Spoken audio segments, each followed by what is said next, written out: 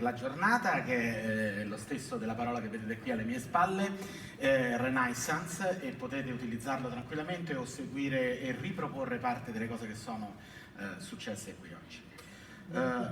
One of the other things that touched me when I was going deeply inside the AI and how the AI will change the world where we live was something that I found in a book. The book was titled The Era of Cognitive Computing. It was so clear. All the world know machines because they defeat the human being.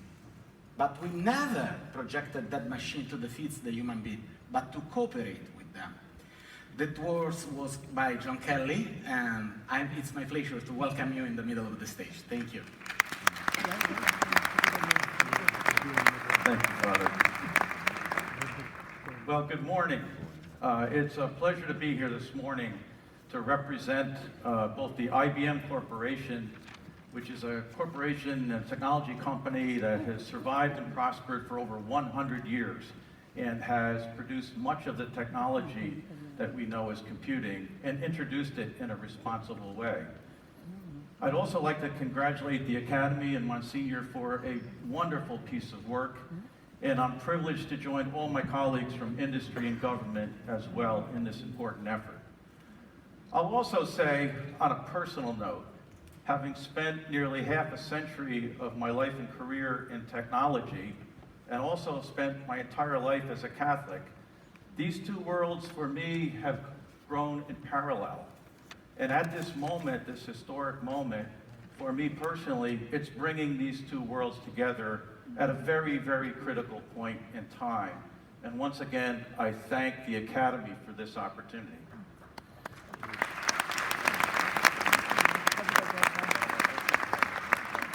Now, I believe to understand where we are at this point in time and where we're going and the responsibility, we need to understand a little bit about how we got here. So let me just quickly review 100 years of technology. Let's start 75 years ago.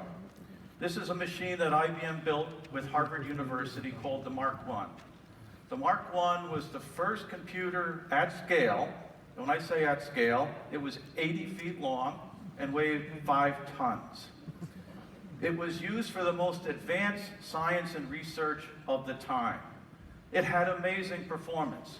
It could add 2 numbers in less than 1 second.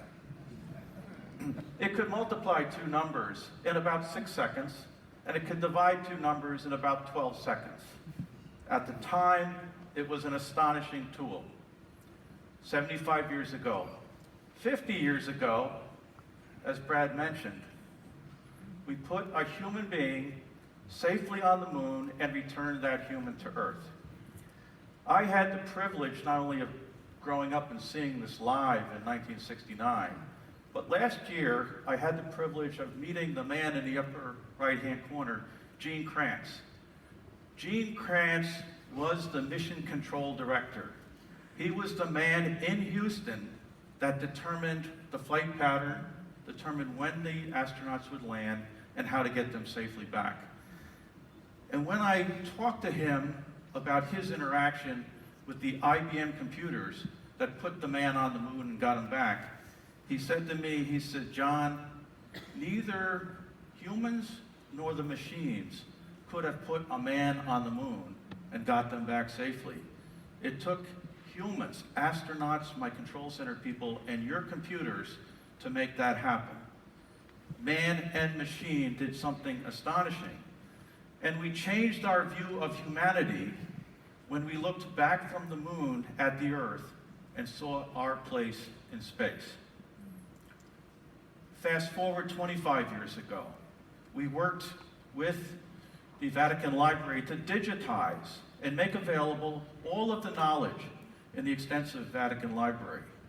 Once again, democratizing the information and causing us as humans to think about our place from a religious standpoint and our place in society. Again, technology and human history coming together and democratizing knowledge in a very unique way. Fast forward to just 9 years ago. 10 years ago, we would not be talking about artificial intelligence. It was the last thing on people's minds. But on that day in February, the Watson artificial intelligence machine, as the father mentioned, beat 2 human beings in natural language, in open domain questioning at rapid speed. And the world was stunned. And from that moment on, artificial intelligence exploded around the world. Every company pursued it, every human had it top of mind. It was a very special moment in time, and I'll have more words to say about that in a moment. Fast forward to just 2 years ago. We built the 2 largest supercomputers on the planet, and they remain the largest today. These computers, now remember that Mark I system could do, quote, 1 calculation per second. These machines can do 200 billion calculations 1,000,000 times a second. And they're built to be the largest, most intelligent systems in the world.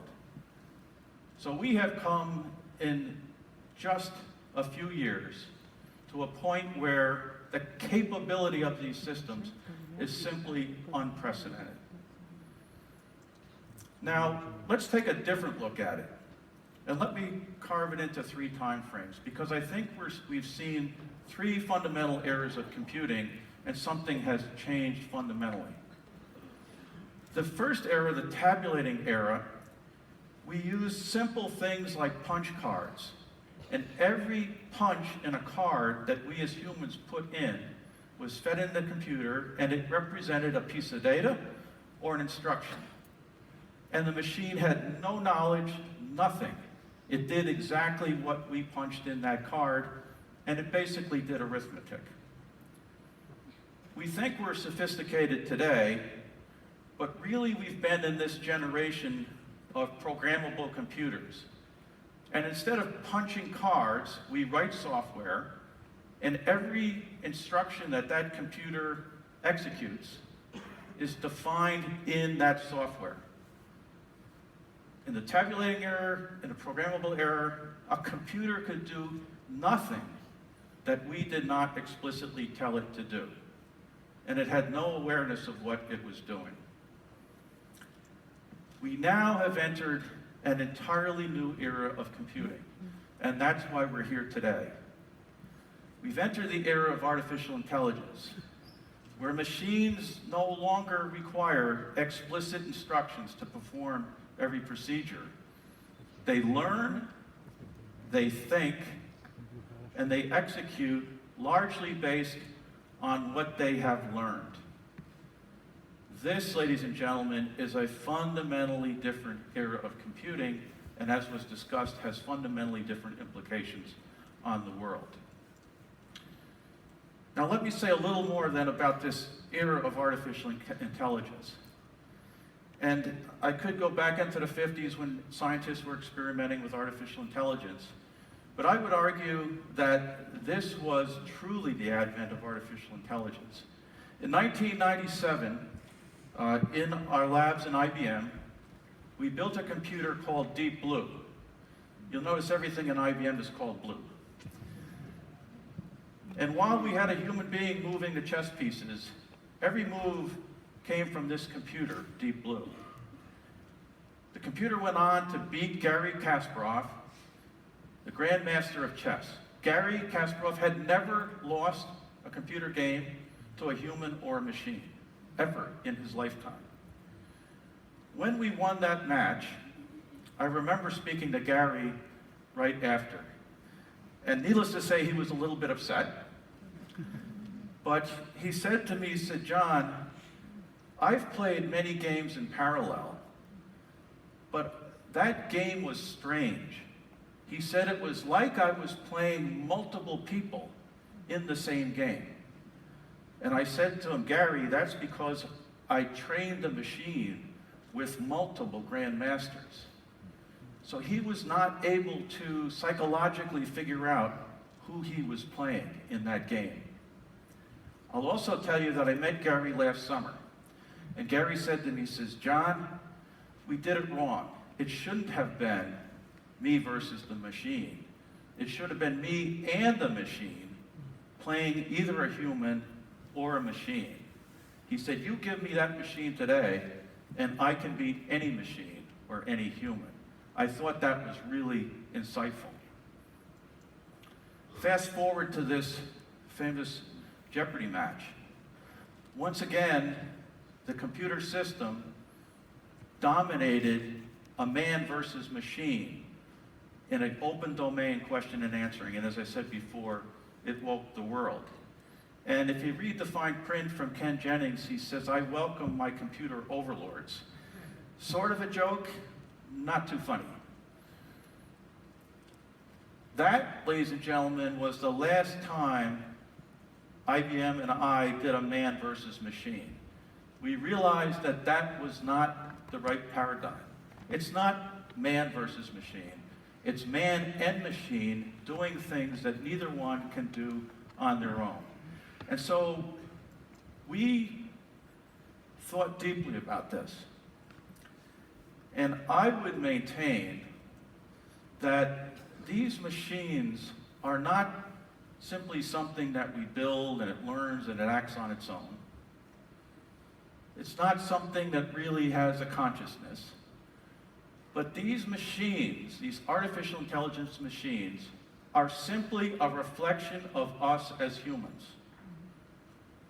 When I build an artificial intelligence machine, it's as dumb as that podium. It only learns based on the data and the training we give it. So what would we expect of a machine that takes the digital exhaust from society, is taught by humans? Wouldn't we expect it to develop the biases and thinking of us as humans? It has no ability to generate its own hypotheses.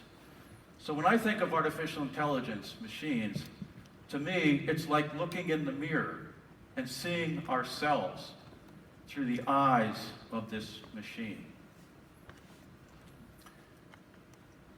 I would also state that this is all about choices. And choices are based on our ethics. And a great example of this was immediately following that demonstration of the Watson AI machine. We had a choice to make in IBM. We could either put this machine strictly to work in financial services sectors and other places to make money with this machine. I mean, think about it. This machine was faster and had abilities far beyond what most humans could do in narrow areas. But we said, no, we're not going to go that way. We determined the first use of this artificial intelligence machine was in the area of healthcare. And so we immediately went to work training the machine at places like Memorial Sloan Kettering in the area of cancer. And as of today, over 150,000 cancer patients have benefited from the training and exposure to the Watson AI machine. And by the way, 80% of them are not in the United States or Europe. They're in places like China and India and South America, where the need is the highest.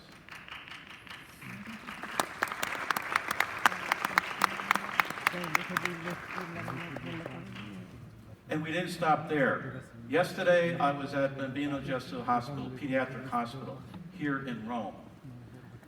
And for those of you not familiar with Bambino Gesù, it is one of the largest children's hospitals in the world, owned by the Vatican. And it treats children from all over the world with severe cancer, rare diseases. We formed a partnership yesterday with Bambino Gesù to take Watson, our AI machine, and apply it to two use cases. One is childhood brain cancer, which is one of the most horrific diseases facing mankind. And the second is rare diseases. So think about rare diseases. There's about 8,000 known rare genetic diseases. They affect about 8% of the human population globally. But any given physician or doctor, any place in the world, will rarely see any of those 8,000, or they'll occasionally see one, and frankly, not know what to do.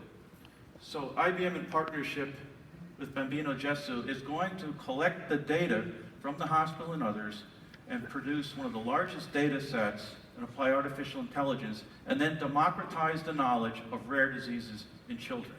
And we look forward to a tremendous partnership with Bambino Gesù.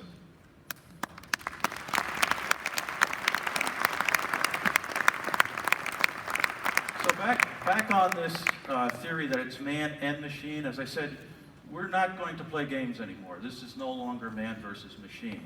And around the world, ourselves and our colleagues in the tech industry are hard at work, whether it's in agriculture, healthcare, energy exploration, bringing the best that humans bring with the best of these machines to do things and reach decisions in time frames that matter, and always make better decisions for outcomes for humanity.